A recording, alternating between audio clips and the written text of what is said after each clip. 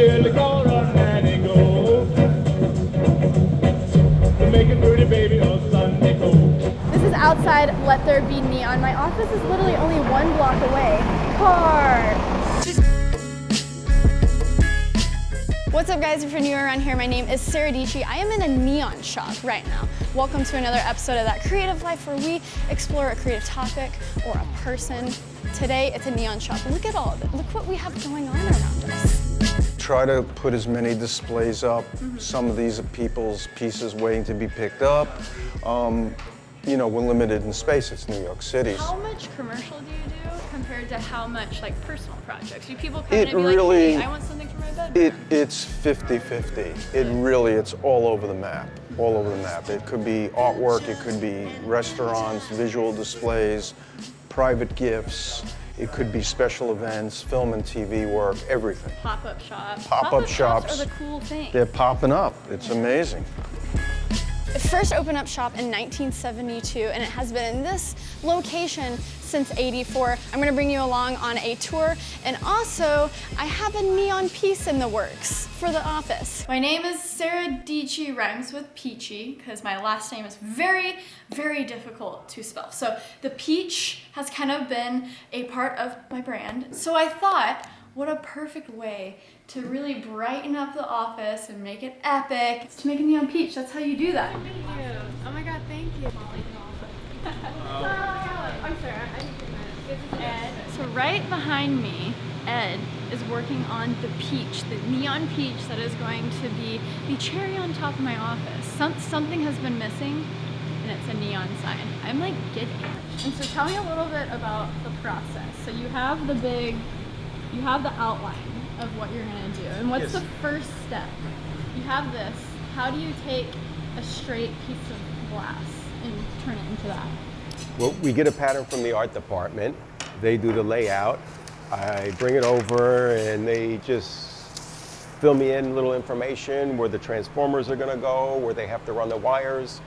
Then I mark out my electrodes. Then I take a piece of flexible hose here for something like this. It's pretty much all curves.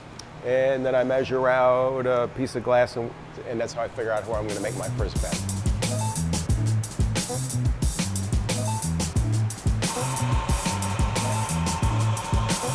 We use 3 types of fires. Over here we have what they call the crossfire, which is for doing tight bends, small bends, just heating a small area of glass. But a project like this, it's a lot of large curves. We have the ribbon burner over here.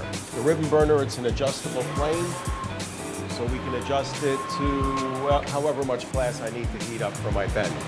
And the final fire we have is we call a hand torch. We use for splicing together our pieces of glass and also for splicing on electrodes. When I heat up the glass, you can see that this I would do in a crossfire, bends like this. And when I go to make the bend, what happens is the wall thickness starts to collapse. So we have to blow a little bit of air just to puff it back out to maintain the wall thickness and also maintain a nice even diameter throughout the project.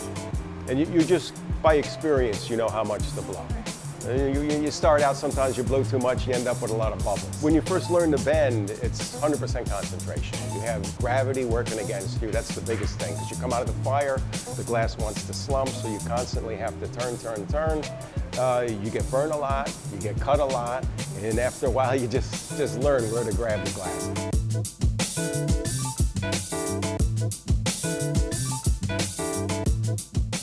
My name is Jeff Friedman.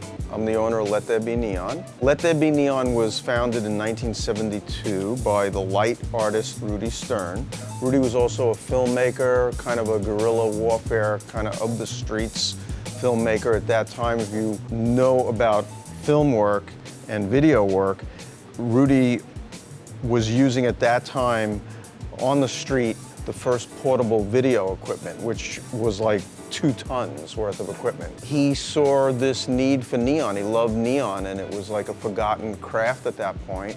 And so Let There Be Neon became the first ever, maybe still ever, neon gallery or art gallery dedicated to neon. Rudy had this brilliant idea very shortly thereafter that he could offer something to the average person that had never been offered before, and that was for them the opportunity to have something of their own design or their name created in neon. I mean, it was unheard of. Now it seems like it's an obvious idea, but at the time it was only really used for commercial use and in bars and restaurants. Grooving on a New York afternoon.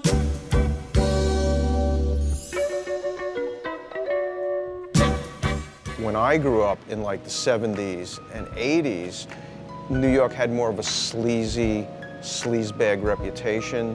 The city was falling apart, there was no budget, all this stuff, the graffiti all over the subway trains, etc. But neon was a real important part of that, and in a sleazy way, but in a good way.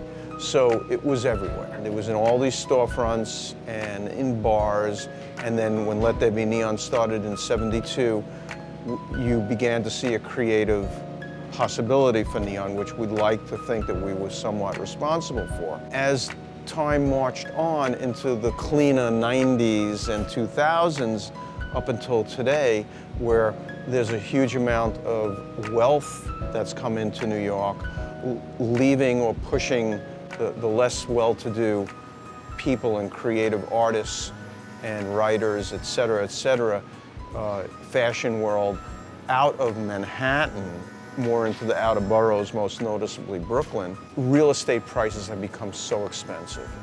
And it's my belief that because of the high level that real estate prices have reached, that has really destroyed a lot of the neon.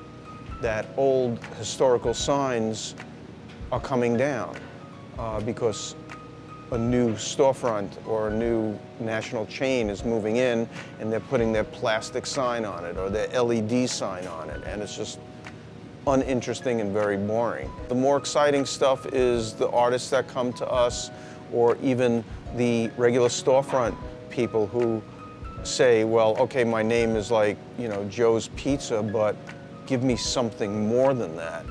And that's how it happens. This is where people come and choose their colors. It's an epic wall. We try to offer as many colors to people as possible, to confuse them as much as possible. So the colors are great because, I mean, neon is color, right?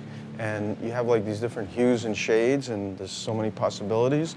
We could put more than one color in one sign. We could splice it together, as you saw in the glass shop. And I mean, it's almost endless. Yeah, it's epic. And this is where all the design work happens. Yep. So we got a little art department where we kind of bridge people's ideas with reality and make it happen. Yes, Gary and Nick. Hi, Gary and Nick.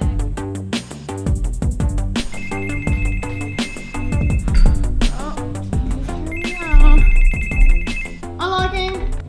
Hey. Yo, what's up? How are you doing? Good. Good. What's up? Eric is a graphic designer. When I was in Let There Be Neon, you messaged me and was like, yo, I've worked with him before. How have you worked with him? Is it like a specific artist? It's like art installations, right? Yeah, not only have I worked with Let There Be Neon, but I've actually made a peach neon before.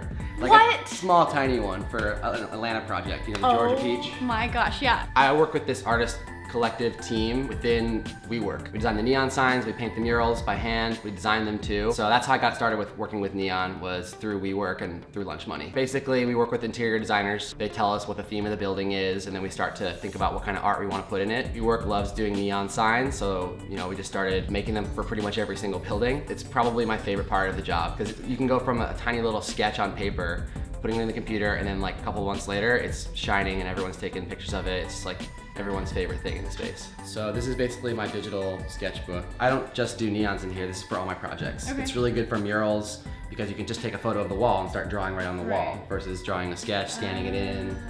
Yeah. So here's one of the neon projects that I did recently for a project in Nashville. And Nashville's all about music, so we came up with some different phrases and we ended up doing this one that says play it loud. And I started out with really simple sketches. This was one of probably about 30 different sketches over here on the top. And then I started refining it and adding some more weight to it. With neon, you know, you only have this one line to work with, but you can also put it on top of metal or plastic and make larger letters. So that's kind of what I was thinking to do here. And then the actual photo of the finished neon, this was like the file that we sent to Let There Be Neon. Yeah, we started with this really explosive design, but we ended up moving more towards like a fat script to make it feel really retro. Here I'm actually designing the neon and mocking it up on the wall so you can see how big it's gonna be. That's super important. If a neon's too small or too big, it's gonna look really awkward. And here's how it looks in the actual space. Wow. So we use mirrored plastic behind the letters to make it really shine. It went through a lot of iterations. We wanted to do something that was like super 3D, but it ended up coming at like $12,000. So we got it down to like 4. Wanted it to be like 3D metal letters, but we ended up using this reflective plastic that was still pretty cool.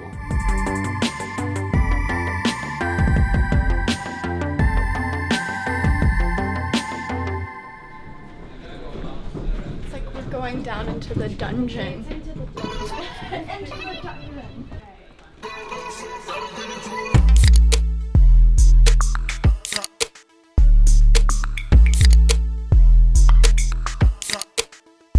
So I work in the basement here in Fabrication, and that's where we make the signs after they're done being bent. I work mainly in painting of the signs. What we do is, as you can see, neon is all connected. It's just one piece of glass. So what we have to do is we paint blockout paint, which blocks the light from coming through, like the back of the letters, so that when it's lit, it looks like individual letters and not just like one big piece. This is a repair that I'm working on today, where they just put an extra piece on that was broken. So I'm going over with the black blockout paint, and then they want it white to match the white wall. So I just touch up all the white pieces. You can kind of see the difference between the black and the white. So all of this would just look like the front of this, and we put this like crazy tar paint on it that blocks out any light that comes through, and then over the black we put the whites just so it looks nice against the white wall. So how did you get into neon? I grew up around it. My dad owns the business, that's Jeff. So I've just like been here my entire life, and I've like always worked summers and stuff, and I went to school for art, studio art. So this is what I studied, is actually making things. So it's nice that I'm using it. That is so, oh my gosh, so you were the cool little kid running around a neon shop. I've always been a fan of just, you know, going out and seeing it, and I'm stoked to have a piece in my office. I'm so excited about that. But is it like as cool to you as it was in the beginning, or is it kind of just like your normal job now? Well, growing up, I didn't really see it as anything different, but I always thought it was cool, but I never understood even what it was. It was just as a kid, like, oh, my dad works in art, or these are just really bright lights. I think they're awesome. But getting older, I'm learning what goes into it, which is great because it was always just something that was there to me. But it's not like I'm demystified from it. I think it's an amazing way of making art. Oh, it's coming together. Peach is coming together, guys. This is so exciting. And it's been hard at work. What is this over here? What is this table? So this is what we call our aging table. So after the tubes are processed, we basically check them and test them to make sure that there are no leaks, the color is consistent, that they will pump and process properly. They don't have to stay here a long time because neon's really good like that. It either works or doesn't work. So, I mean, all of these tubes are good. Look how close we are here. So this is gonna go above my computers. I think it's really gonna be the final touch of my office. And we're getting close. This is so, is it rewarding to, when people come in and they see the neon sign for the first time? It's great. How do you feel? Because you just had an idea, right? And this happens all the time. You had this like this peach, and now you're actually seeing it. Exactly. It's so cool because, you know, when you do video work, you have an idea, but you go shoot and film it, and you're very much so a part of the process. So it's cool when you have an idea and you're basically like, you hand it off to someone, you trust them. And in this case, I get to see behind the scenes, but I can only imagine how people feel when they come in and see their neon sign for the first time. Oh, he's in the zone.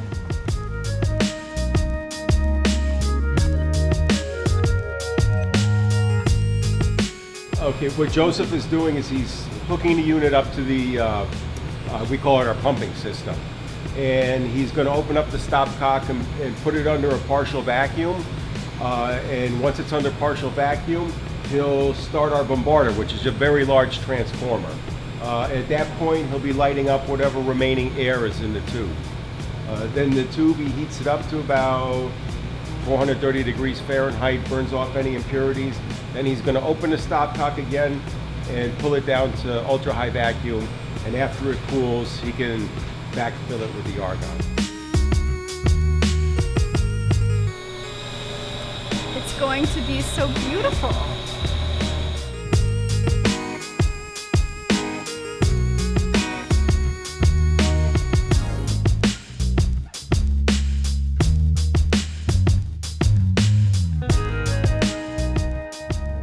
Oh my gosh, they just fired it up. Future and in time.